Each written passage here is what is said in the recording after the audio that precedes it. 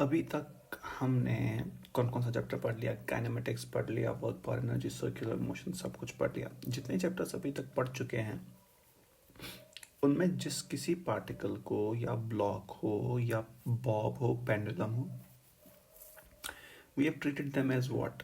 As point masses। ठीक, तो if we have treated them as point masses then it is an approximation. ठीक है ना? कोई, मैं आपको कह रहा था तब, अगर आपको याद हो, ऐसे एक ब्लॉक है, इस पर कुछ फोर्स लग रहा है, तो सीधी सी बात है ये ब्लॉक थोड़ी ना कोई पॉइंट होगा। ठीक है, so we were treating them as point masses। अब देखो, बात ये है कि पॉइंट masses में क्या खास बात होती है, इनमें रोटेशन नहीं हो सकती। It's not possible to rotate a point. Rotation के लिए you must have some length available to you. कहने का मतलब है, अगर मेरे पास एक रॉड है और मेरे पास एक रेत का दाना है, ठीक, so if I push this रेत का दाना with some force F and then I apply the same force at certain point on the rod will rotate। ठीक है ना?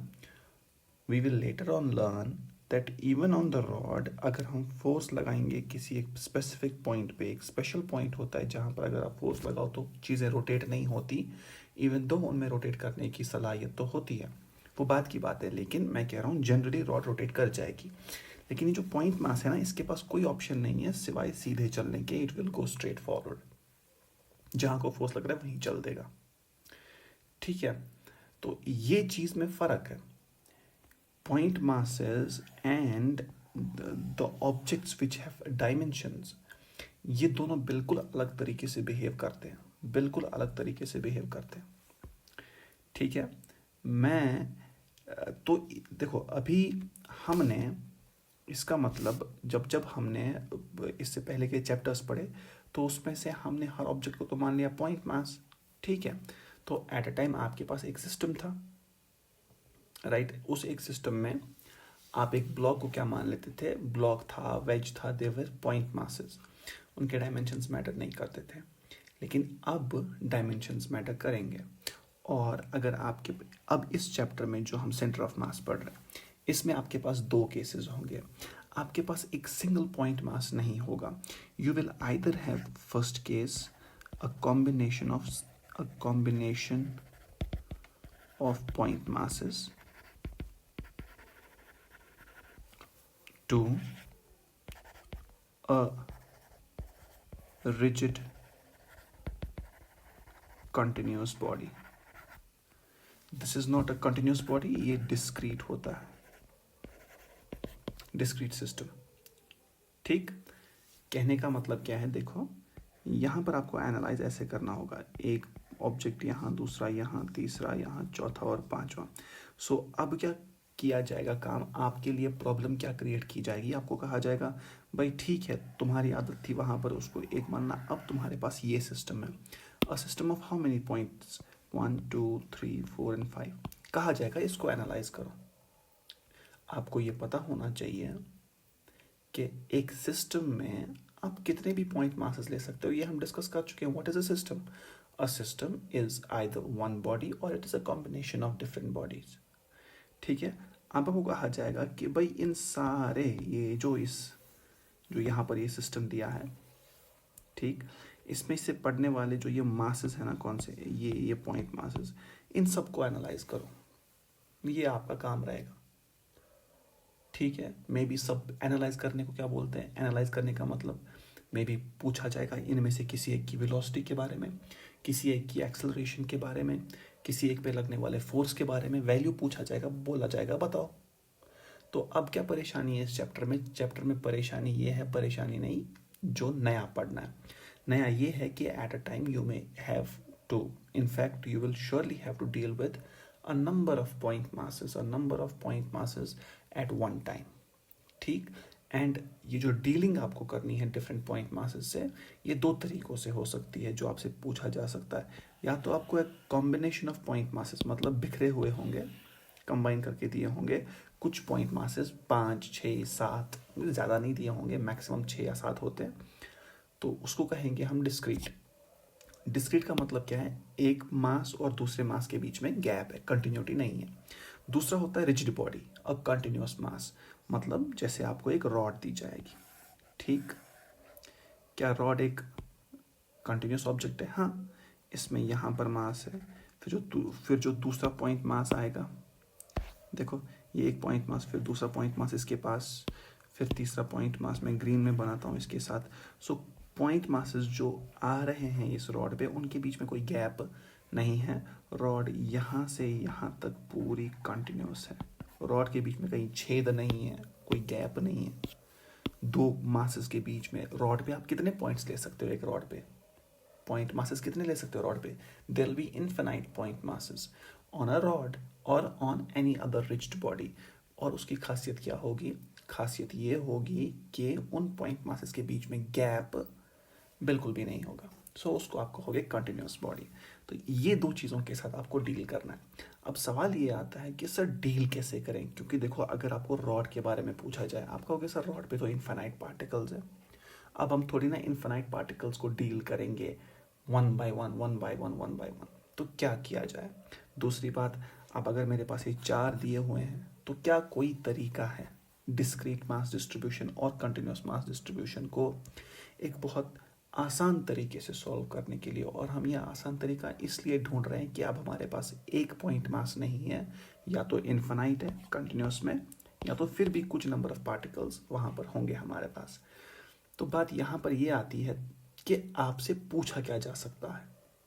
जैसा मैंने आपको कहा, किसी भी एक पॉइंट मास की, क्योंकि यहाँ पर एक से ज़्यादा होंगे, किसी भी एक पॉइंट मास के बारे में उसकी वेलोसिटी की डायरेक्शन पूछी जा सकती है। मे भी आपको उससे पूछा जाए, बताओ भाई एक पर्टिकुलर पॉइंट की एक्सेलरेशन बताओ, वगैरह वगैरह। इससे पहले वाले चैप्टर्स में क्या पूछा जाता था? एक ब्लॉक दिया जाता था, पूछते थे बताओ भाई इस ब्लॉक की एक्सेलरेशन क्या है, बताओ भाई इस ब्लॉक की वेलोसिटी क्या है। लेकिन अब ब्लॉक पे रहने वाले हर पॉइंट के बारे में सेपरेटली पूछा जाएगा। वो अब हम इस चैप्टर से शुरू करेंगे, सेंटर ऑफ मास से। सेंटर ऑफ मास से हम सीखेंगे डील कैसे करना है, और फिर डीलिंग हम कहाँ करेंगे? रोटेशनल मोशन में। ठीक, अब सीधी सी बात है, इसमें कुछ स्लाइड्स हैं, कुछ एनिमेशंस हैं, जो मैं चाहता हूँ आप देख लो। Once you have seen them, once you have gone through them, आपको आइडिया होगा कि मैं बोल क्या रहा हूँ। ठीक, अभी देखो आप, ये जो ब्लॉक है इसको कैसे फोर्स लग रहा है? देखो ये जो एफ लग रहा है यहाँ से, ये एफ, क्या ये इस ब्लॉक को रोटेट करवा रहा है? देखो, इससे पहले हमने रोटेशन सोचा ही नहीं था। अच्छा, अब इस एफ को देखो, ये ब्लॉक क्या सीधे चल रहा है, स्ट्रेट? नहीं, स्ट्रेट नहीं चल रहा है। ये एफ कुछ ऐसे लग रहा है कि ये ब्लॉक्स देखो रोटेट भी हो रहे हैं और आगे भी चल रहे हैं। हमने कौन से केसेस पढ़े थे? ये वाले सिंपल वाले, जहां पर सिंपली फोर्स लग रहा है और ब्लॉक कहाँ चल रहा है? सीधे आगे। ठीक, सो सी दिस दिस। और ये तभी पॉसिबल था जब हम इस ब्लॉक को मानते थे क्या? एक point mass. As a body block rotate भी कर सकता है और स्ट्रेट भी चल सकता है विदाउट रोटेशन। हमने कौन सा केस लिया था? खाली विदाउट रोटेशन, क्योंकि तब हमारे लिए यह ब्लॉक नहीं था, खाली एक क्या था? एक पॉइंट था। ठीक है, ये जा रहा है आगे। अब देखो ये दूसरा, ये जो आपने इस बॉल को, इस सॉकर बॉल को किक किया है ना, अब देखना एक चीज, ये जो आपको रेड दिख रहा है ना, रेड रेड कलर का, और येलो दिख रहा होगा, ठीक, इसमें एक खास बात है, वो आप देख लो क्या चीज़ है। इसको मैं पॉज करके दिखाता हूँ, देखो देखो देखो, दिस लाइक दिस। इसको पॉज करते हैं, मैं इसका स्क्रीनशॉट लेता हूँ। अब आप देखो कि कहने का मतलब क्या है।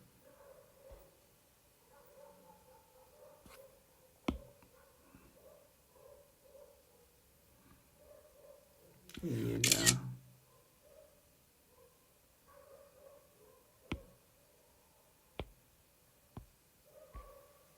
ये देखो, ये जो रेड है ना, रेड जो आप रेड देख रहे हो, एक सेकेंड, इसमें ये इंक लग गई भाई।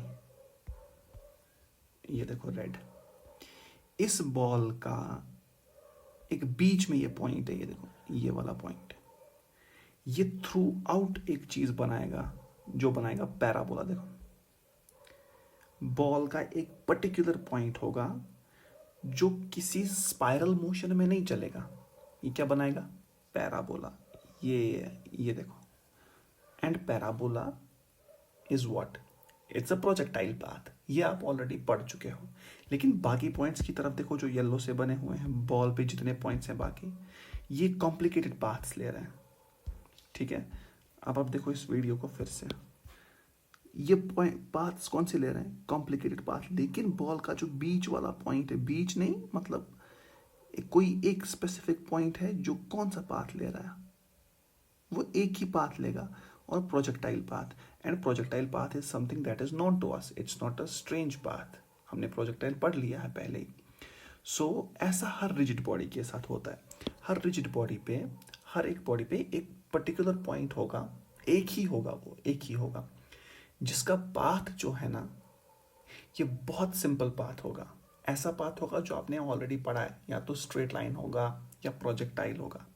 लेकिन बाकी सारे पाथ पार्टिकल या बाकी सारे पॉइंट मासेस जो उस बॉडी पे हैं, उनके पाथ्स बहुत कॉम्प्लिकेटेड होंगे, बहुत कॉम्प्लिकेटेड, उनको सॉल्व भी नहीं किया जा सकता। ठीक है, अभी देखो ये है वो सेंटर। देखो देखो बॉल का ये सेंटर है, ये कभी रोटेट ही नहीं होगा सेंटर। देखो ये क्या बनाएगा? देखो बॉल के ऊपर और साइड सब कुछ रोटेट हो रहे हैं, लेकिन ये वाला पॉइंट खाली क्या बना रहा है? प्रोजेक्टाइल। ठीक, अब मैं एक और दिखाता हूं आपको जहां से आपको ये क्लियर होगा। अब जरा आप इस पे देखो, ये वाला जो है, ये ब्लॉक, ये जो स्फीयर है ना, ये आगे चल रहा है, देखो चल रहा है ना। अब मैं दिखाता हूँ इसके अंदर के 2 पॉइंट्स। अब आप देखो, आपको 3 रेड पॉइंट्स दिख रहे होंगे। देखो अच्छा, जो ये वाले 2 रेड पॉइंट्स हैं, देखो एक तो ये वाला पॉइंट और ये वाला पॉइंट, इनके पाथ्स बहुत डिफरेंट है। लेकिन जो ये बीच में आपको दिख रहा है, देखो इसका पाथ स्ट्रेट लाइन होगा, इस वाले का path not a straight line, क्योंकि ये मुड़ रहा है जो ही ये रोटेट हो रहा है सिलेंडर। लेकिन बीच वाले पॉइंट का देखो, ये कभी नहीं मुड़ेगा। इस सॉरी सिलेंडर नहीं है, स्फीयर है। इस स्फीयर का यही बीच वाला पॉइंट असल में कौन है? इट इज सेंटर ऑफ मास। और सेंटर ऑफ मास की खासियत है एक सिंपल पाथ ले रहा है। यहां पर कौन सा सिंपल पाथ ले रहा है? Straight line path. देखो सेंटर ऑफ मास ये चल रहा है स्ट्रेट, ऊपर वाला पार्टिकल और ये वाला पार्टिकल नीचे वाला, ये गोल गोल घूम रहा है। अब आप इसको ने मैं और आसानी से दिखा देता हूं। हाँ, इसमें आपको पता चलेगा। देखो ये सिलेंडर है, ठीक, जरा उन पॉइंट्स को देखो, ग्रीन और ब्लू को, कॉम्प्लिकेटेड पाथ। लेकिन बीच का जो पॉइंट है, कैसा पाथ है? Normal straight line. और स्ट्रेट लाइन हम सर पढ़ चुके हैं। देखो आप वेलोसिटी की डायरेक्शंस देखो, देखो जो ब्लू वाला है ना, इसकी वेलोसिटी की डायरेक्शन अभी ये है। देखो ये वेलोसिटी की डायरेक्शन बदलती जाएगी। देखो देखो ग्रीन वाले की भी वेलोसिटी की डायरेक्शन, इस टाइम देखो ग्रीन वाले की वेलोसिटी की डायरेक्शन अपवर्ड्स है ना। अब देखो ये होते होते अब हॉरिजॉन्टल हो गई, हर इंस्टेंट पे वेलोसिटी की डायरेक्शन बदल रही है। लेकिन इस पूरे सिनेरियो में आप बीच वाला देखो रेड कलर का, इसकी वेलोसिटी की डायरेक्शन कहीं नहीं बदल रही, थ्रू आउट एक ही वेलोसिटी की डायरेक्शन रह रही है।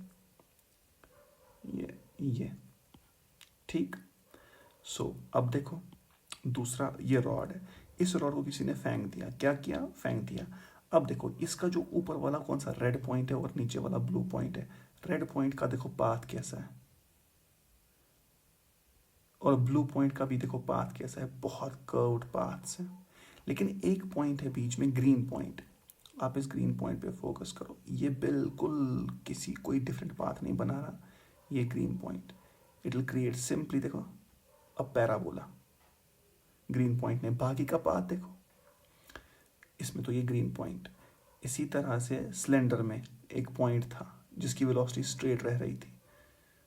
देखो दिस, ये बीच में इसने क्यूब का दिखाया है, इसका तो हमें उतना कुछ चाहिए नहीं, बस ये दिखाना था कि हर रिजिड बॉडी में क्या रहता है कि ऐसे पॉइंट्स आपको मिलते रहेंगे, ऐसे पॉइंट्स आपको मिलते रहेंगे जिनका पाथ क्या होगा? एक सिंपलिस्टिक पाथ होगा। पॉइंट्स नहीं, वैसे एक ही पॉइंट मिलेगा, और यही एक वो पॉइंट होता है जिसको हम बोलते हैं सेंटर ऑफ मास।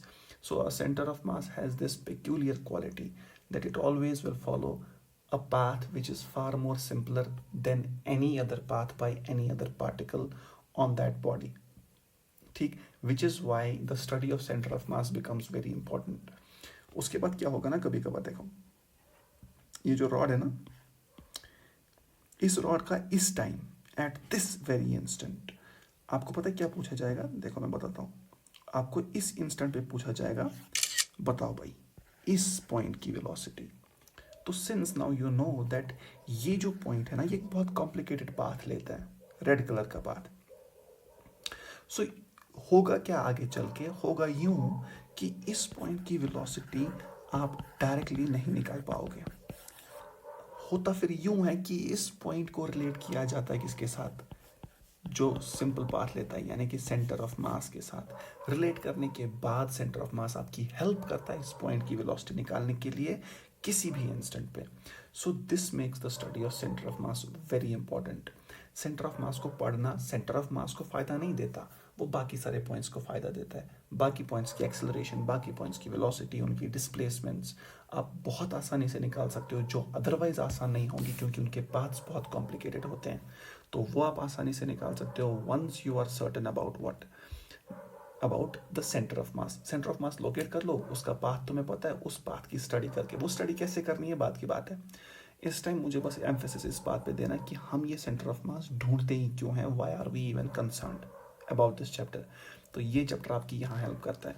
ये तो मैंने अभी आपको मोटे तौर पे बोला है कि ऐसी बात है, लेकिन आप आगे चल के जब न्यूमेरिकल्स देखोगे यू विल बी सरप्राइज्ड कि ये सेंटर ऑफ मास का कॉन्सेप्ट इतने बड़े बड़े न्यूमेरिकल्स को 2 या 3 लाइन में ख़त्म ही कर देता है. ठीक, जिनको आप लॉज ऑफ मोशन में मे बी आप आई डोंट नो 1 या 2 पेज पे सॉल्व कर देते, ये 3 या 4 लाइंस में आपको सोल्यूशन दे देगा सेंटर ऑफ मास, प्रोवाइडेड आप ठीक से इसको पढ़ो और फोकस्ड रहो. जहाँ जहाँ प्रॉब्लम है बोलते जाओ. ठीक है, अब चलते हैं आगे. में what we came to know is that we need to study the center of mass. We need to find out the center of mass.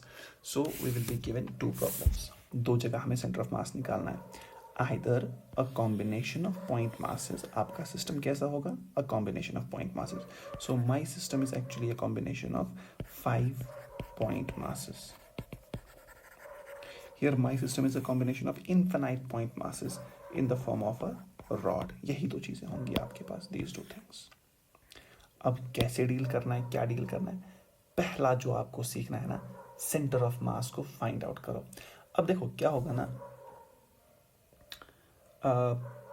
जो आदत सी बन जाती है एज अ स्टूडेंट, जो मुझे लगता है अच्छी आदत नहीं है बट स्टिल क्योंकि आदत बन चुकी है मुझे फॉलो करना पड़ेगा. Define centre of mass, definition of centre of मास. देखो सेंटर ऑफ मास में एक तो ये खासियत है कि इसका पाथ जो है ना, इसका पाथ ये क्या होता है, एक बहुत ही सिंपल पाथ होता है जो आपने ऑलरेडी पढ़ लिया होता है.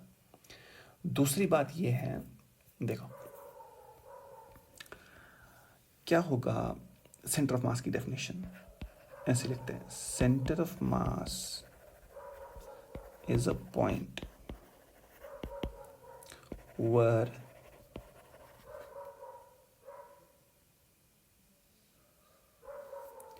the entire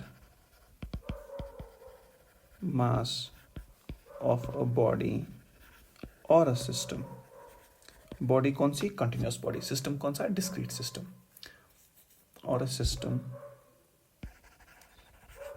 may be assumed to be located. Sir ये जो डेफिनेशन है ना, ये तो कुछ समझ में नहीं आई.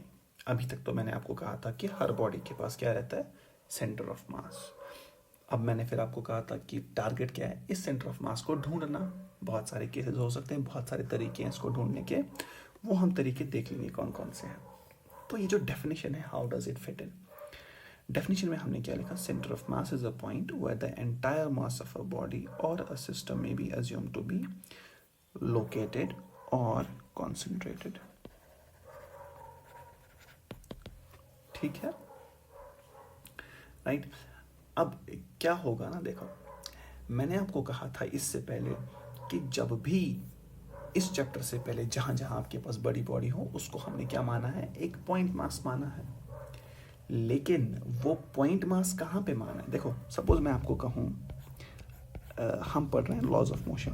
क्या पढ़ रहे हैं? Laws of motion. इसमें एक ब्लॉक आ गया हमारे पास, 2 3 और 2, सॉरी 3 2 और 2, this is height length and breadth जो भी है, ये आपके पास आ गया ब्लॉक। तो मैंने इसको क्या माना था तब? Point mass. लेकिन कहां पर point mass? Where was this point mass located? क्योंकि देखा जाए तो this block has appreciable dimensions, there will be infinite point masses on the block itself. तो मैं इस ब्लॉक को एक पॉइंट मास मान रहा हूं। इसका मतलब आप इसको ऐसे समझो, आप इस ब्लॉक को क्रश कर रहे हो, इतना कंप्रेस कर रहे हो कि क्या बना रहे हो? एक पॉइंट। और कंप्रेस करते करते जब एक पॉइंट बनाओगे, ये पॉइंट स्पेस में किसी लोकेशन पे होगा ना। किस लोकेशन पे होगा? उसी लोकेशन को आप कहते हो सेंटर ऑफ मास।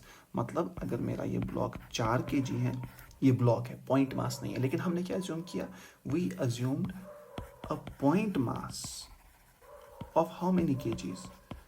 4 kgs। इसका मतलब आपने ब्लॉक जो दिया था इसका पूरा मास ले लिया, लेकिन कहां पर? एक पॉइंट पे। और जिस पॉइंट पे ये पूरा मास लिया जाता है उस पॉइंट को आप कहते हो क्या? Centre of mass, right. और इस सेंटर ऑफ मास की खसूसियत क्या होती है? क्या होती है इसकी खसूसियत? कि जब आप सेंटर ऑफ मास किसी बॉडी का देखते हो और फोर्स लगाते हो, ठीक, if your force is in line with the centre of मास, कहने का मतलब देखो, ये अगर मेरे पास एक बॉक्स था, ठीक है, इसके अंदर कहीं इसका सेंटर ऑफ मास होगा। या तो एक काम करते हैं, देखो मैं ये ठीक से ही बॉक्स बनाता हूँ,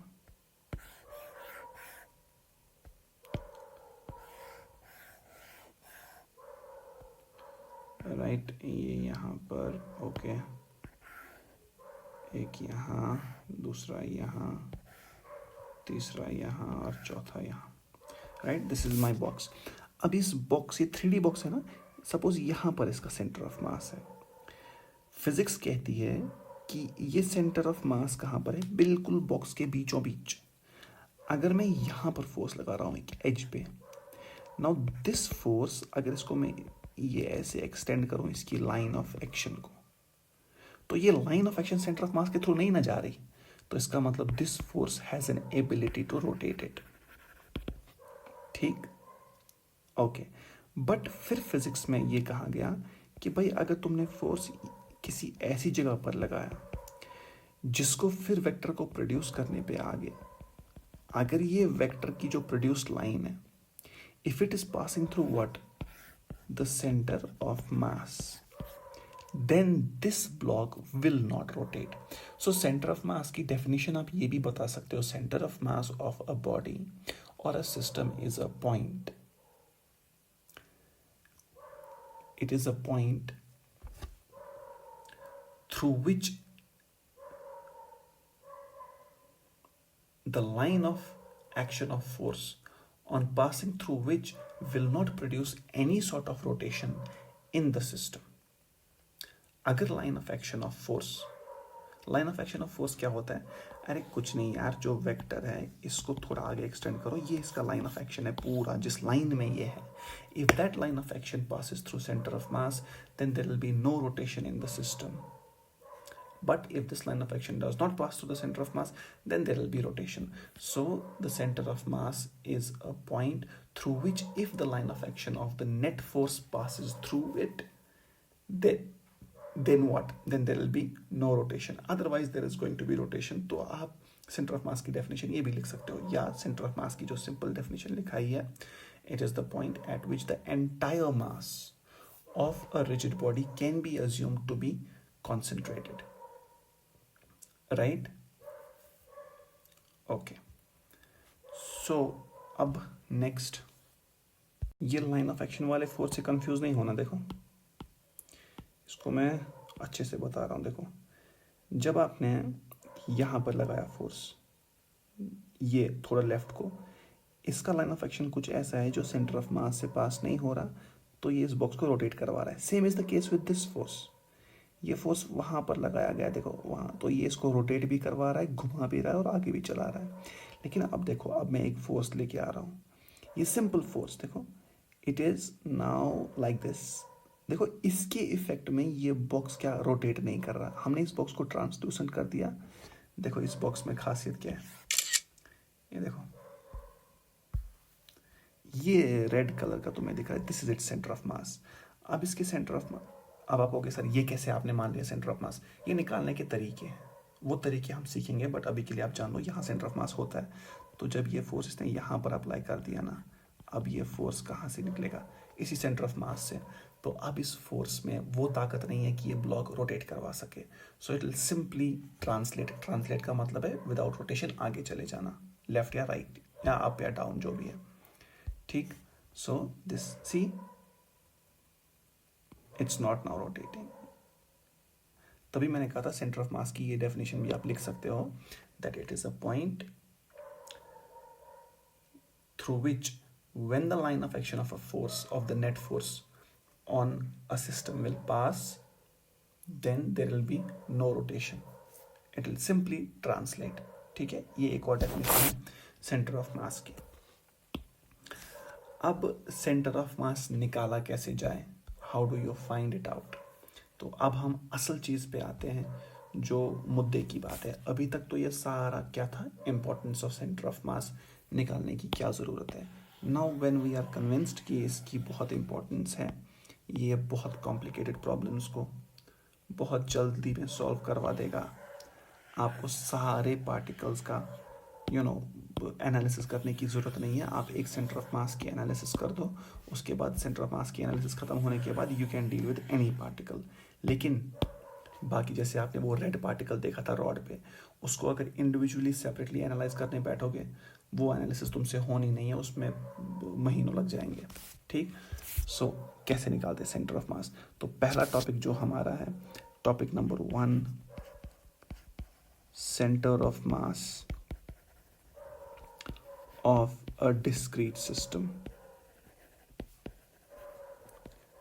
discrete system में क्या होगा, आपको पॉइंट मासेस दिए होंगे बहुत सारे, उनका सेंटर ऑफ मास निकालना है, ठीक। और याद रखना, centre of mass is just a point, it's an imaginary point, ठीक। It's a point in space, that's it. और पॉइंट की आइडेंटिटी क्या होते हैं, उसके कोऑर्डिनेट्स, ये आपको पता है, it's simply a point on a body. और हाँ, centre of mass may be ये बॉडी पे ना लाई करता हो, ये कहीं और भी लाई कर सकता है, वो चीज़ें हम धीरे धीरे आगे देखेंगे। So centre of mass of a discrete system, देखो क्या कहा गया, if you have say n number of point masses जिनका आपको सेंटर ऑफ मास देखना है, ठीक। नाउ क्योंकि centre of mass is a point, it will have what, coordinates. If it has coordinates and origin is something which is very important, एक coordinate system बहुत important है। This is x and this is y, this is your 0 and 0, fine। now कितने point masses हैं आपके पास, बहुत सारे हैं, मैंने फिलहाल के लिए 5 बनाए। सो इसको मैं कहूँ P1, या P1 नहीं, पॉइंट मासेस हैं, तो इसको मैं कहूँगा M1, this is M2, this is M3, this is M4 and this is M5, right. अच्छा, इस M1 का अपना पोजीशन वेक्टर भी होगा, क्योंकि हर पॉइंट का होता है, हम जानते हैं। सो ये R1, M5 का कितना होगा R5, M4 का कितना होगा R4, इसका कितना होगा R5, इसका होगा R1, position vector. This is M2, R2 and this is R3, right? These are position vectors। तो कहा गया क्या, ये डेफिनेशन इसकी इसको जो निकालने का तरीका सेंटर ऑफ मास को कहाँ पर है, आपको पता है। अगर आपको किसी भी पॉइंट का पोजीशन वेक्टर पता हो तो उसकी लोकेशन पता होगी, या तो कोऑर्डिनेट्स पता हो या तो पोजीशन वेक्टर पता हो, ठीक है ना। अच्छा, तो कहा गया position vector of centre of mass इसके बराबर होगा m1r1 plus m2r2 plus m3r3 whole divided by m1 plus m2 plus m3। Sir ये क्या चीज़ है, कुछ समझ में नहीं आया। समझ में आ जाएगा, देखो कैसे।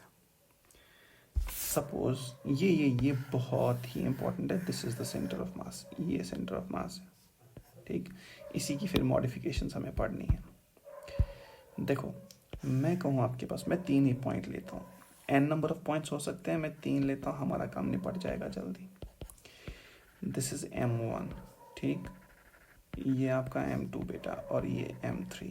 m1 के कोऑर्डिनेट्स आप मान लो 2 3, इसके कोऑर्डिनेट्स आप मान लो 5 और 4, इसके कोऑर्डिनेट्स आप मान लो 6 और 2, ठीक, 6 और 2। अब आपको बोलते हैं find coordinates of centre of मास। आप क्या करते हो काम, देखो आप लिखते हो RCOM is equal to m1। चलो ठीक है, m1 को मान लो 1 kg, m2 को मान लो 3 kg, चलो 2 kg, और m3 को मान लो 3 kg। m1 कितना, यहाँ से m1 1 kg into what is r1, position vector of m1, यह आएगा 2i cap plus 3j cap, हम पढ़ चुके हैं ये, plus what is m2, it is 2 into यहाँ से r2, it's 5i cap plus 4j cap plus m3, what is m3, 3 into 6i cap plus 2j cap whole divided by m1 plus m2 plus m3। 2 और 1 3, और 3 कितने हो गए, 6। अच्छा ये 2i 5 10i और 18i, ठीक है ना, 2i 10i 18i, so 18 2 is what, 20 10 is 30i cap plus 3 plus 8 plus 6, 8 6 कितना 14 और 3 17 plus 17 j cap divided by 6। This is the centre of मास का कौन सा वेक्टर, पोजीशन वेक्टर, ठीक। तो कोऑर्डिनेट्स क्या होंगे, देखो भाई, जिसके कोऑर्डिनेट्स 2 3, उसका position vector 2 minus 0 i cap plus 3 minus 0 j cap. तो यहाँ पर भी तो कोऑर्डिनेट्स होंगे 30/6 and 17/6। this is center of mass के coordinates। आपने लोकेशन ढूंढ ली, ठीक है। तो ये तरीका है लोकेशन ढूंढने का, किसका, सेंटर ऑफ मास का। इस तरीके को हम अब ये वेक्टर्स के फॉर्म में नहीं पढ़ेंगे, मैंने आपको ये RCOM बता दिया, ठीक, जस्ट फॉर योर सेक। अब जो चीज़ है हम इसको तरीके से पढ़ेंगे, एक डिफरेंट तरीका है, आसान तरीका है, ठीक है, आपको आसान भी लगेगा। So what does this mean, this mean the centre of mass coordinates are these. अब इसमें सवाल न्यूमेरिकल कैसे बनते हैं, क्या पूछा जाता है, देखो, this is how you find out the position vector of centre of mass from the position vector of all the masses that are given. जैसे आपको ये पता होगा, ये तो पोजीशन वेक्टर से निकालना, एक और तरीका है डायरेक्ट कोऑर्डिनेट से काम करना। This is x and this is y। वो देखो कैसे, if I have mass here and then a mass here and then a mass over here, इसको मैं कहूँ तीनों का मास है, इसको मान लो 1 kg, ये 2 kg और ये 3 kg, ये 1 और 3, ये 5 और 4, ये 3 और 8। These are the coordinates of these point masses, और मास का वैल्यू भी दिया हुआ है। सो आपको कहा गया है इन 3 का सेंटर ऑफ मास निकालो, ठीक है। और सेंटर ऑफ मास होता क्या है, एक सिंपली एक पॉइंट है, इट्स एन इमेजिनरी पॉइंट, ठीक। और निकालते क्यों है सेंटर ऑफ मास, क्योंकि आपको पता है कि उसका पाथ जो है एक सिंपलर पाथ होता है compare to the rest, so it helps you in analysis only. So you will write, आपको क्या पता था, RCOM, इस तरह से ढूंढते हैं वो point. m1 r1 plus m2 r2 plus m3 r3 by m1 plus m2 plus m3। अब मैं कहता हूँ इस तरह से नहीं, एक और तरीका है। At the end of the day आपको सेंटर ऑफ मास के कोऑर्डिनेट्स ही चाहिए ना, अब सेपरेटली निकालो, ऐसे लिखा जाता है और हम यूजुअली यही मेथड यूज़ करेंगे। X coordinate of centre of मास, इसको लिखते हैं m1 x1 plus m2 x2 plus m3 x3। ये वाला मेथड जो है ना, पहला कौन सा, पोजीशन वेक्टर वाला, ये यूजुअली हम यूज़ नहीं करेंगे, ठीक। We will go by this method जो मैं अब दिखा रहा हूँ, कोऑर्डिनेट्स के हिसाब से, divided by m1 plus m2 plus m3। अब समझना, m1 is the first point mass, तो x coordinate of centre of mass is m1। चलो आपकी मर्जी है, m1 किसको मानोगे, m2 किसको मानोगे, m3 किसको मानोगे। So let this be m1, this is m2, this is m3। तो m1 का वैल्यू कितना, 1। What is x1, x1 is the x coordinate of this mass m1, plus m2 कितना आपका, m2 आपका 2 है, और x2 क्या है, x कोऑर्डिनेट ऑफ इट, वो 5 है, प्लस m3 आपका कितना है, 3 है, और इसका x कोऑर्डिनेट, सॉरी m3, हाँ m3 आपका 3 है, x कोऑर्डिनेट भी 3 है, divided by sum of 3 masses, 3 kg 2 kg हो गए, 5 kg 5 और 1 हो गए 6। So the x coordinate of centre of mass is 12 plus 9 is 21/6। तो सेंटर ऑफ मास का एक कोऑर्डिनेट तो मिल गया। अगर एक कोऑर्डिनेट मिल गया तो क्या पॉइंट मिल गया, नहीं, आपको पॉइंट निकालना तो वाई कोऑर्डिनेट भी चाहिए, उसी तरह लिखा जाता है y coordinate of centre of mass, m1 y1 plus m2 y2 plus m3 y3 by m1 plus m2 plus m3। m1 कितना, 1, y1 कितना, 3, प्लस m2 कितना, 2 kg, y2 इज 4, प्लस इसमें देखो, इसमें m3 कितना, 3 और y3 8, 3 into 8 by m1 plus m2, ये तो 6 है, 3 plus 8 plus 24 by 6 so it is 35/6.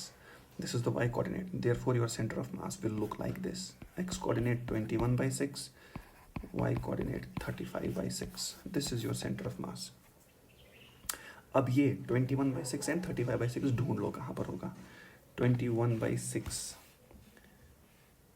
it will be 3 point something, ठीक, 5 3.5, so it would be 3.5 and ये 5.8, 3.5 एंड 5.8 ढूंढो, 3.5 somewhere here and 5.8 somewhere here, ये आपका सेंटर ऑफ मास है। सो इन 3 पार्टिकल्स का, इस m2 m1, इन 3 का सेंटर ऑफ मास ये रहा, ठीक। तो फर्दर जब आपको एनालाइज करना होगा, we will base our analysis mostly on this particle. हम इन 3 को इग्नोर करेंगे, इग्नोर नहीं असल में कर रहे हैं, इन 3 के बारे में जो भी इंफॉर्मेशन है हम वो इनडायरेक्टली निकालेंगे, किससे, इस पार्टिकल से, इस सेंटर ऑफ मास से। इज देयर अ पार्टिकल, यहाँ पर कोई पार्टिकल नहीं है, जो रेड सेंटर ऑफ मास है, यहाँ कोई पार्टिकल नहीं है, ये बस एक लोकेशन है। ये कैसी लोकेशन है, ये ऐसी लोकेशन है जिसको आप अपने फ़ायदे के लिए यूज़ कर सकते हो।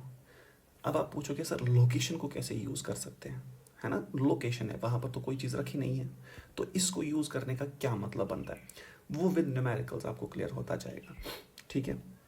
ऑल राइट, अब देखो सेंटर ऑफ मास के बारे में क्या चीज़ आपको क्या याद रखना है, वो देख लो। दिस, ये formula, this is how you find the x coordinate of centre of mass, ठीक है। एंड देन देयर इज, एक सेकेंड,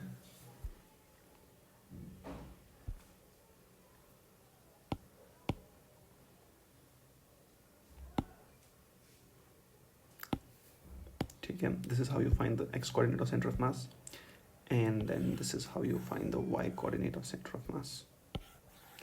ये 2 चीज़ें आप याद रखोगे, यहीं से सब कुछ निकलेगा। अच्छा, अगर z कोऑर्डिनेट निकालना होगा, अगर 3D में होगा तो कुछ नहीं है, m1z1 plus m2z2 plus m3z3, और अगर कुछ और पार्टिकल्स भी होंगे तो उनका यहाँ से ऐड होता जाएगा, नीचे सारे मासेस का सम, सो ऑन।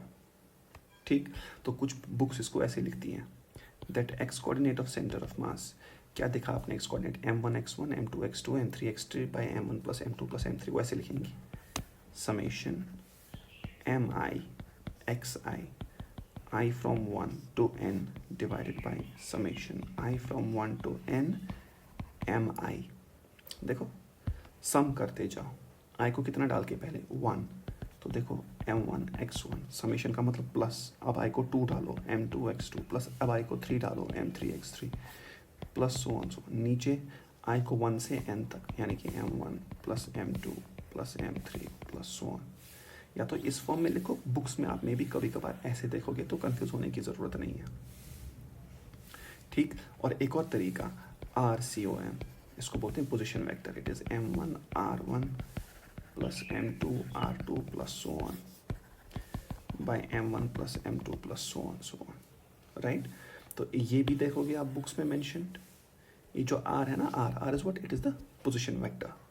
ठीक, अब इसी R को हमने 3 अलग अलग में ब्रेक किया है, because this R contains x, y as well as z, तो बेटर रहता है कि x, y और z को सेपरेटली आप पढ़ो। इस ये जो R है ना, ये यूजुअली आप बुक्स में यूज होता हुआ नहीं देखोगे।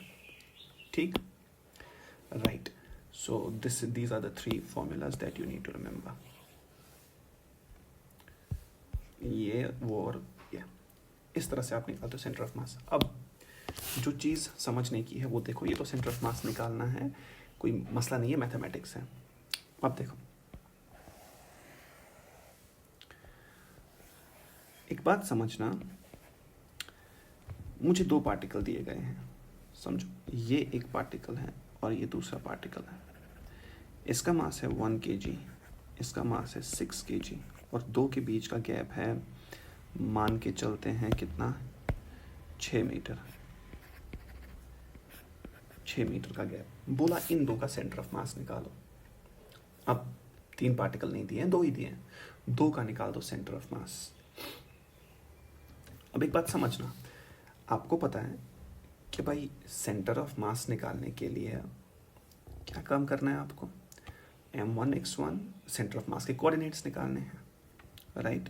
You have to find the coordinates of centre of mass. कैसे निकालोगे coordinates, m1 x1 plus m2 x2 by m1 plus m2, ये तो हो गया उसका x कोऑर्डिनेट, और y coordinate m1 y1 plus m2 y2 by m1 plus m2। जो चीज़ मुझे क्लैरिफाई करनी है वो इस न्यूमेरिकल से मैं करूँगा, ठीक है, आपको समझना होगा। देखो भाई, what is x1, what is x1? This x1, it is the x coordinate of what? It is the x coordinate of first mass. x2 is the x coordinate of second mass, and likewise y1 and y2. If x1 is the x coordinate of first mass, तो आपको origin तो पता होना चाहिए ना, तभी तो coordinates पता करोगे। इस सवाल में कहीं कोई x एक्सिस y एक्सिस नहीं बनाया हुआ, कोई origin नहीं दिया हुआ, तो क्या करना है आपको, आपको ऑरिजिन खुद सिलेक्ट करना है। यू आर इंडिपेंडेंट, इसमें कोई हार्ड एंड फास्ट रूल नहीं होता कि ऑरिजिन वहीं से दिया हो, आपकी मर्जी है ऑरिजिन कहाँ रखोगे, it's all up to you. अब आप पूछोगे सर ये क्या अजीब बात बोल रहे हो, ऑरिजिन हमारी मर्जी कैसे हो सकती है इसमें। समझो, अगर मेरे पास देखो ये 1 kg है, मैं एक काम करता हूँ, मैं पेपर चेंज करता हूँ। देखो ग्राफ पेपर लेके आते हैं इसमें, ठीक है, हाँ, यहाँ से आपको समझ में आएगा। ये मेरे पास 1 है और 6 दूर, सो 1 2 3 4 5 एंड 6, सो ये दूसरा है, ठीक है, ये 1 kg and this is 6 kg। Suppose आप में से कोई आया स्टूडेंट, उसने ऑरिजिन चूज किया, क्या ऑरिजिन चूज किया यहाँ पर, क्योंकि मर्जी है ना, इट इज मर्जी मतलब मर्जी, जहाँ पर मर्जी लगा लो ऑरिजिन। सो दिस इज 0, 0, ठीक। तो उसने जब ओरिजिन चूज किया, यहाँ से y एक्सिस प्लॉट किया और यहाँ से x एक्सिस प्लॉट किया। ठीक है। अच्छा, अब जब उसने ओरिजिन यहाँ पर चूज किया, इस 1 kg के कोऑर्डिनेट्स कितने बने? 1 and 2, 1 2 3 4, यानी कि 2 and 4, 2, 4। अच्छा, 6 kg के कोऑर्डिनेट्स क्या बने? 1 2 3 4 5 6 7 8, 8 1 2 3 and 4, x is 8 and y is 4। तो भाई क्या करके ये हमने इसके ओरिजिन लिया और उस हिसाब से हमने कोऑर्डिनेट्स लिख दिए। अब क्या उसको करना है? कुछ नहीं, x coordinate of centre of mass m1 x1, m1 is 1 kg, x1 कितना 2 प्लस m2 इज कितना 6, x2 इज कितना 8 बाई m1 प्लस m2 यानी कि 7। So answer is 2 + 1 is 3, 8 into 6 is 48, so it is 51/7। सही, 51/7 x कोऑर्डिनेट।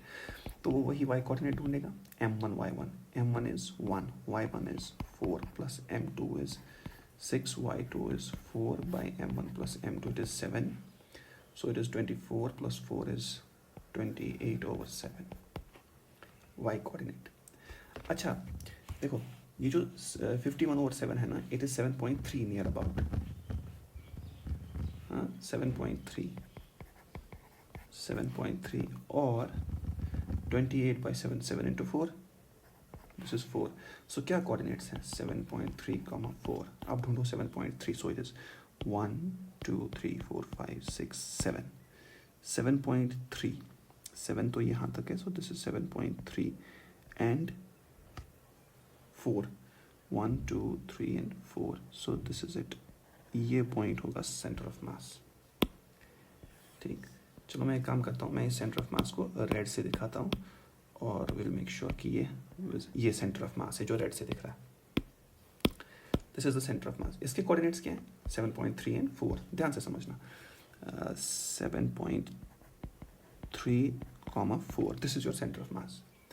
समझाना क्या चाह रहा हूँ? अब सुनो, इसको, इस रेड पॉइंट को वहीं पे रख के एक स्टूडेंट आया, उसने क्या काम किया, इन्हीं दो मासेस के लिए उसने ओरिजिन यहाँ से हटा लिया। क्या कर लिया? ओरिजिन हटा लिया। देखो, उसने ओरिजिन कहीं और, मैंने कहा ना इंडिपेंडेंट हो, उसने ओरिजिन कहीं और रख लिया। सपोज उसने ये काम किया, उसने ओरिजिन रख लिया, मान लो यहाँ पर कहीं से, एट दिस प्लेस, तो उसका एक्स एक्सिस ऐसे बनेगा, उसका वाई ऐसे बनेगा, ठीक, और यहाँ से तो नेगेटिव एक्स है ना, यही तो है एक्सिस। वो याद रखना आप, सेंटर ऑफ मास कहाँ पे आया था? रेड डॉट हमारा सेंटर ऑफ मास आया था पहले, ठीक है, 7.3 and 4। अब देखते हैं, अब बताओ इसके कोऑर्डिनेट्स क्या होंगे इस ओरिजिन के हिसाब से? सेम तो कोऑर्डिनेट्स नहीं रहेंगे ना, ठीक। इसको हटा देते हैं 7.34, लेकिन मेमोरी में रखना कि 7.3, 4 आया था सेंटर ऑफ मास के कोऑर्डिनेट्स पहले ओरिजिन के हिसाब से। अब इस ओरिजिन के हिसाब से सेंटर ऑफ मास तो रेड डॉट है ना, ठीक। अब ये देखते हैं ये सिस्टम हमें क्या देता है। 1 के कोऑर्डिनेट्स -2 और 1 2 3 and 4, x is -2 and y is 4, और इस 6 kg के कोऑर्डिनेट्स 1 2 3 and 4, 4,4। सही। अब ले लो x coordinate of centre of mass m1 x1, m1 is 1, x1 कितना -2 प्लस m2 is 6, x2 कितना 4, ठीक, divide by m1 plus m2, m1 plus m2 is 7, so it is -2 plus 24/7, which is 24 minus 2 is 22/7. What is 22/7? It must be 3.1, ठीक, near about 3.1। x coordinate इसका, y coordinate m1 y1, m1 is 1, what is y1? 4 plus m2 is 6, what is y2? That is 4 divided by m1 plus m2, 6 plus 1 is 7, which is 4 plus 24, which is 28/7, which is 4. So the coordinates are 3.1, 4. अब समझते हैं x कितना लेना है आपको? 3.1, y 4, गिनो, this is 1 2 3, 3.1, और y कितना 4, 1, 2, 3 एंड 4। आप देखो आप फिर से रेड पॉइंट पे आ रहे हो, उसी रेड पॉइंट पे जो पहले सिस्टम में आया था, क्योंकि यहीं तक तो 3.1 और 4 काउंट हो रहा है। 1, 2, 3, 3.1, ये इसको मैं ग्रीन से बनाता हूँ या ब्लू से बनाते हैं। 3.1 और 4, y में 4। फिर से देखो ये वही पॉइंट है कोइंसाइडिंग इसके साथ, सेम पॉइंट। तो इसका मतलब क्या हुआ कि ओरिजिन चेंज करने पर सेंटर ऑफ मास का नाम बदल जाएगा, इसकी आइडेंटिटी बदल जाएगी, लेकिन location, physical location, it will not change. ठीक, पहले सेंटर ऑफ मास के कोऑर्डिनेट्स क्या थे?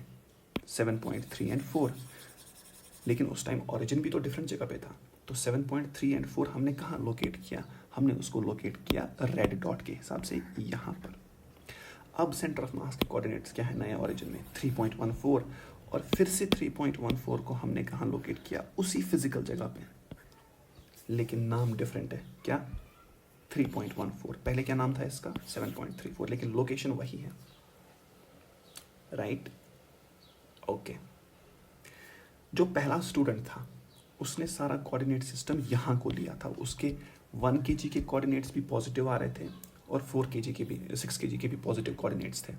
इस स्टूडेंट ने ऐसा काम किया, इसने 1 kg को सेकंड क्वाड्रेंट में लाया। इसने ओरिजिन वैसे ही चूज किया ना कि 1 kg किस क्वाड्रेंट में आ गया? सेकंड, तो इसका एक्स कोऑर्डिनेट नेगेटिव बन गया। तो आसान किसने अपने लिए काम किया था? पहले स्टूडेंट ने। उसने सब कुछ पॉजिटिव रखा था, इसने थोड़ा डिफिकल्ट कर दिया, इसने नेगेटिव कोऑर्डिनेट इंट्रोड्यूस करा दिया। ऑल्दो डिफिकल्ट नहीं है, बट फिर भी यूनिफॉर्मिटी पहले स्टूडेंट ने दिखाई थी। सो इसका मतलब है सेंटर ऑफ मास की फिजिकल लोकेशन चेंज नहीं हो सकती। क्या चेंज करने पर? मियरली ओरिजिन चेंज करने पर। ओरिजिन को रेफरेंस पॉइंट भी बोलते हैं। सो द पहला पॉइंट जो आपने सीखा, that if we have to choose the origin, we are independent to choose the origin anywhere, which means there are infinite ways of choosing what? The origin. लेकिन एक अच्छा स्टूडेंट जो होगा वो उन इन्फिनाइट में से सबसे आसान तरीका ढूंढेगा।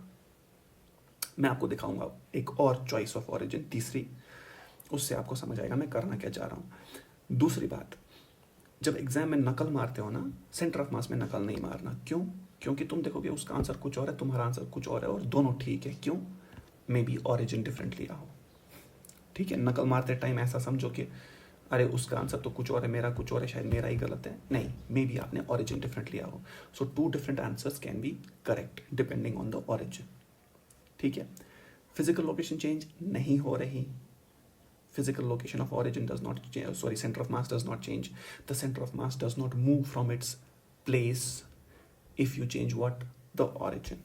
So पहला पॉइंट जो आपको सीखना है, origin can be chosen anywhere. दूसरा point, the center of mass changes its identity, but its physical location remains the same if origin is changed. ठीक है बच्चा, डन। तो ये 2 चीजें हैं। अब एक और अच्छा स्टूडेंट दिखाता हूं जो सबसे आसान कर देगा इसको। देखो, यही तो थे ना 1 kg और 6 kg, इनको यहां देख लो।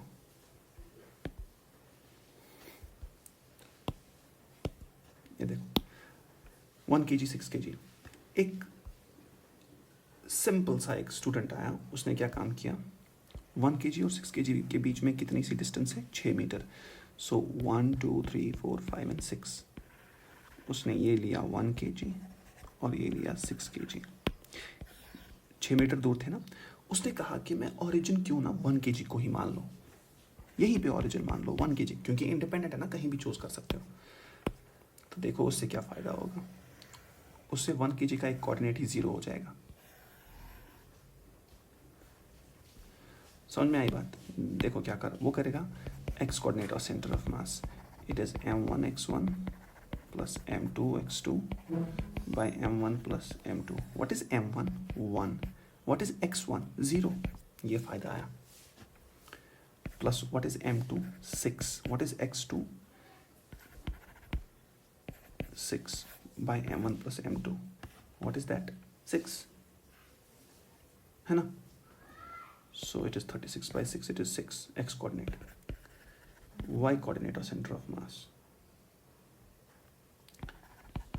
m1 y1 plus m2 y2. m1 plus m2. What is m1? It is 1. What is y1? 0. Plus m2 is what? 6. y2 is what? 0 by 6, which is 0. देखो इससे कितना फ़ायदा है आपको. पहले आपको वो डेसिमल में मिल रहा था सेंटर ऑफ मास. यहाँ पर आपको एक कोऑर्डिनेट ही 0 मिल रहा है. ये किससे हुआ? आपने ऑरिजिन चूज़ किया, पॉइंट पर ही ऑरिजिन चूज़ किया, उससे आपको पॉइंट के कोऑर्डिनेट्स ही 0 मिल गए. ठीक. So x is 6 and y is 0. तो center of mass is 6, 0. 1, 2, 3, 4, 5 and 6. But 6, 0 नहीं आएगा. अरे यार, कहीं गड़बड़ है. m2 x2 by m1 plus m2. Oh, sorry. This is 7. Sorry. This is 7. 6 by 7 and 0. So center of mass के coordinates हैं 6 by 7 and 0. So 6 by 7 is somewhere 6 by 7 होगा 5 point something, so somewhere here, and y is 0. So अब तुम्हारा center of mass ये है. किस मास के close है? 6 के क्लोज है. इससे पहले भी 6 के क्लोज ही आया था ना, देखो. So इसका मतलब यहाँ भी सेंटर ऑफ मास ने अपनी फिजिकल लोकेशन चेंज नहीं की. पहले भी वो 6 के बिल्कुल करीब था, अब भी वो 6 के उतना ही करीब है, लेकिन उसका नाम डिफरेंट है. 6 by 7 0. इस केस में 3.14 और इस केस में 7.34. So all these three methods are correct, but the easiest of them is the one where we choose ये जो मास दिया है इसी को ऑरिजिन मान लो, पॉइंट को, इसी पॉइंट मास को ऑरिजिन मान लो. इससे आपके कोऑर्डिनेट्स कम हो जाएंगे, कुछ कोऑर्डिनेट्स 0 आ जाएंगे. तो इस फॉर्मूला में 0 से मल्टीप्लाई होकर क्वांटिटी 0 ही बन जाएगी. So 6 by 7, 0. This is how it is. अब देखो एक बात है, सेंटर ऑफ मास की location it is always closer to the heavier mass. ये याद रखना.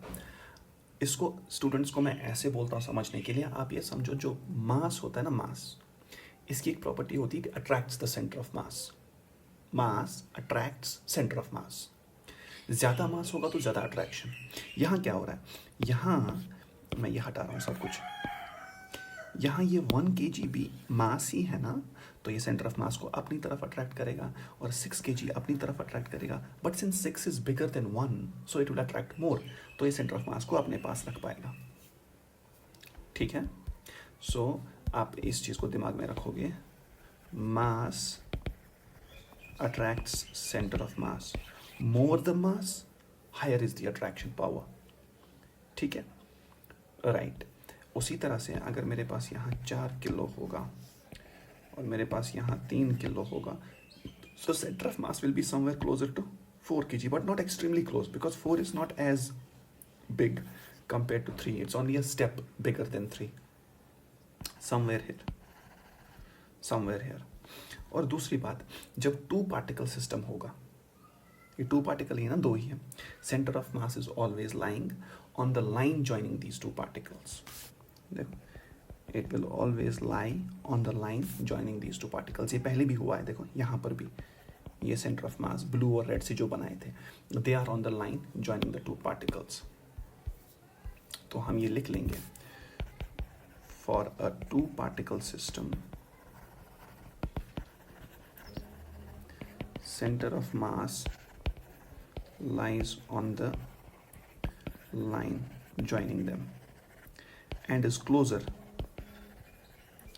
to the heavier mass.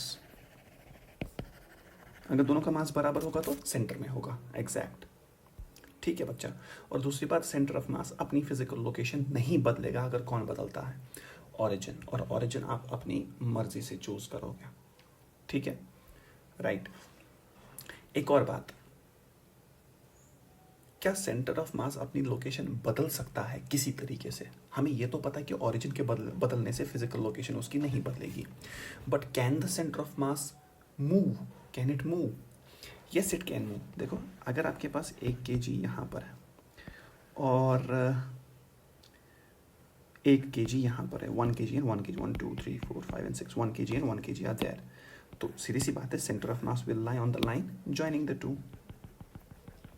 यहाँ सेंटर ऑफ मास निकालने की जरूरत नहीं है। सर क्यों नहीं है? क्योंकि दोनों का मास बराबर है, तो centre of mass will be equally attracted from both ends. If it is equally attracted तो ये बिल्कुल सेंटर में होगा। सो यहाँ का centre of mass it will be just at this point.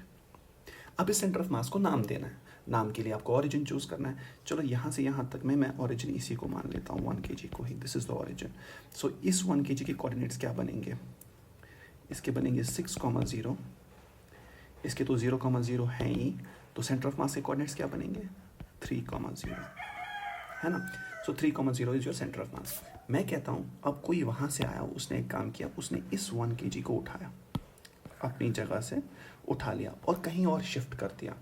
So what will happen, इस 1 kg को आपने यहाँ से उठा के कहीं और शिफ्ट कर दिया, ये यहाँ पर, ठीक है?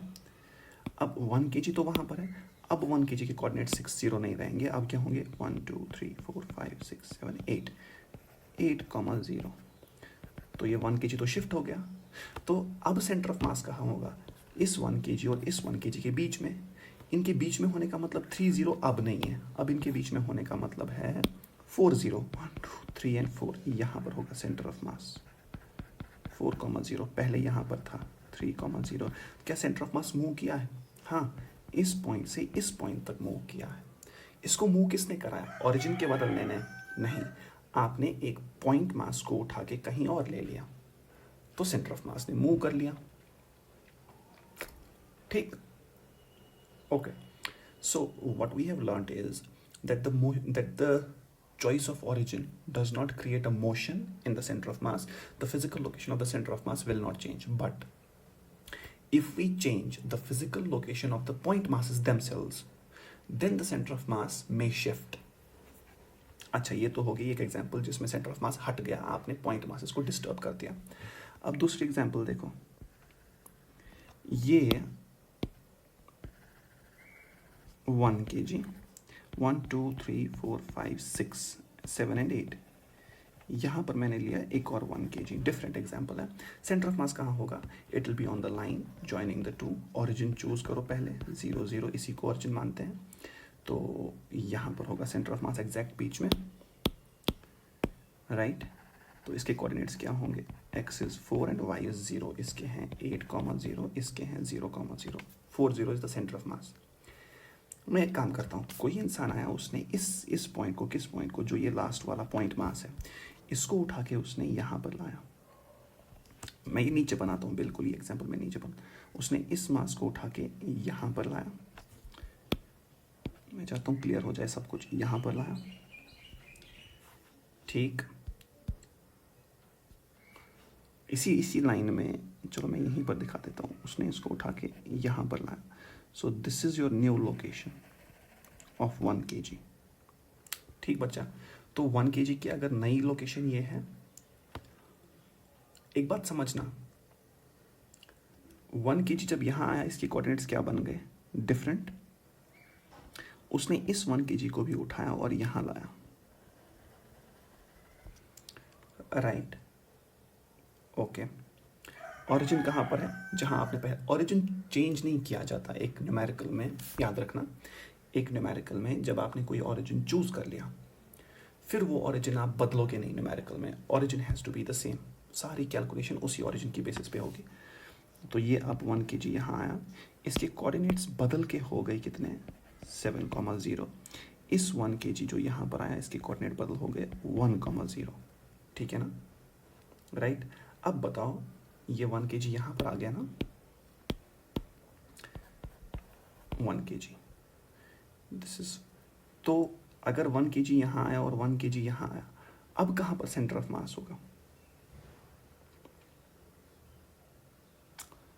एक चीज़ मैं दिखा देता हूँ इसको मैं यूनिफॉर्मिटी के लिए। इसको मैं 0,0 लिख देता हूँ।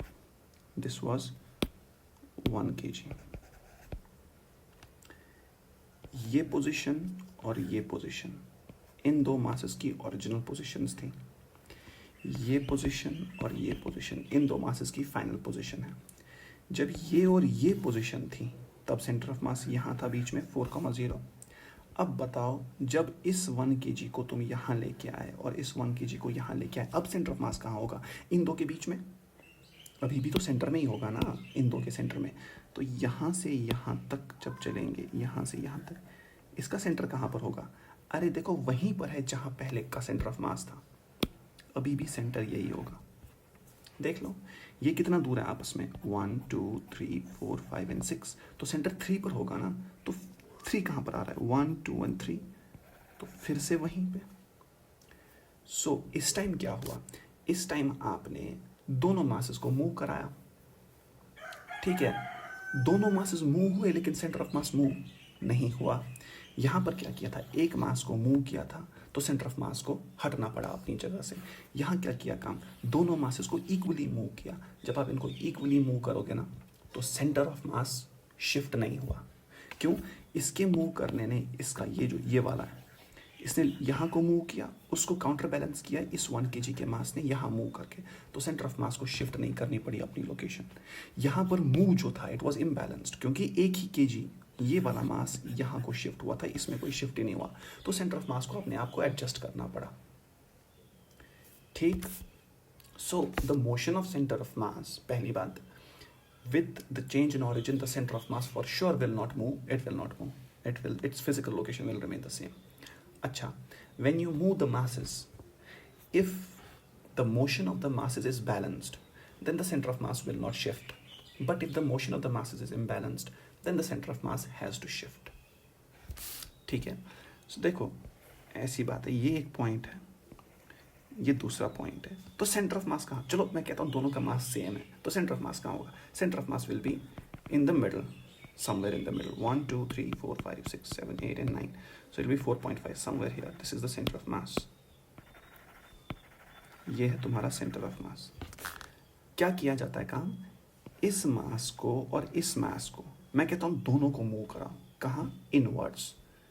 अगर इस मास को तुमने यहाँ पहुँचाया एक स्टेप और इसको भी एक स्टेप यहाँ लाया, सेंटर ऑफ मास कहाँ होगा? अभी भी दोनों के बीच में, और वो बीच वाला पॉइंट अभी भी यही है। समझ रहे हो ना? तो सेंटर ऑफ मास फिर से वहीं पर होगा जहां पर पहले था, तो कोई मोशन नहीं। लेकिन अगर ऐसा किया जाए, खाली इस ग्रीन वाले पॉइंट को यहां से हटाकर यहां पर रख दिया जाए, इस वाले में यहां पर ला दिया, क्योंकि अभी भी वही दो मासेस है ना, 1 kg एंड 1 kg, दोनों का मास बराबर है। सेंटर ऑफ मास को कहाँ होना है? बीच में। क्या ये बीच वाला पॉइंट है? नहीं। तो बीच में आने के लिए सेंटर ऑफ मास को कहाँ मूव करना पड़ेगा? थोड़ा right. So may be here, तो centre of mass is moved. So centre of mass अपने आप को एडजस्ट कर लेता है। ठीक है ना? देख लो, यहां पर है मास 1 kg, यहां पर है मास 10 kg। ऐसे भी इसको समझा जा सकता है। सेंटर ऑफ मास कहाँ पर होगा? चलो भूल जाओ कहाँ पर होगा। यहाँ तो बीच में नहीं होगा ना, क्योंकि डिफरेंट मासेस है। It will be on the line joining the two masses, but not exactly in the center. तो it will be closer to what? 10 kg, मतलब somewhere here. This is your center of mass. लेकिन कोई वहाँ से आके आपको बोले कि इस 10 kg को अपनी जगह से हटाओ, इसको इतना दूर लेके जाओ। ठीक है, this is 10 kg. अब मुझे बताओ सेंटर ऑफ मास कहाँ पर होगा? It will be closer to the heavier mass. लेकिन देखो किसके क्लोजर है? स्मॉलर मास। तो सेंटर ऑफ मास अपने आप को क्लोजर रखना चाहेगा किसके? हैवियर मास के। तो ये सेंटर ऑफ मास कहेगा मुझे तो क्लोज रहना है किसके? हैवियर मास के। तो ये मूव करेगा। So it will shift itself closer to what? Heavier mass. So this is how the centre of mass will move if you disturb the individual masses, but if you change the origin then the center of mass will not move. ठीक है? और this is the two particle system, जिसका centre of mass के बारे में हमने थोड़ा सा अभी कुछ पढ़ लिया है। ठीक है, इसको आप देखो, इसको ऑब्जर्व करो, कहीं पर कोई प्रॉब्लम हो तो पहले मुझे बोलो, फिर मैं बाकी number of particles will increase from 2 to something else, 3 4 5 and 6, वो बाद में, पहले इसमें मुझे कहीं पर बता देना अगर डाउट है तो। ठीक।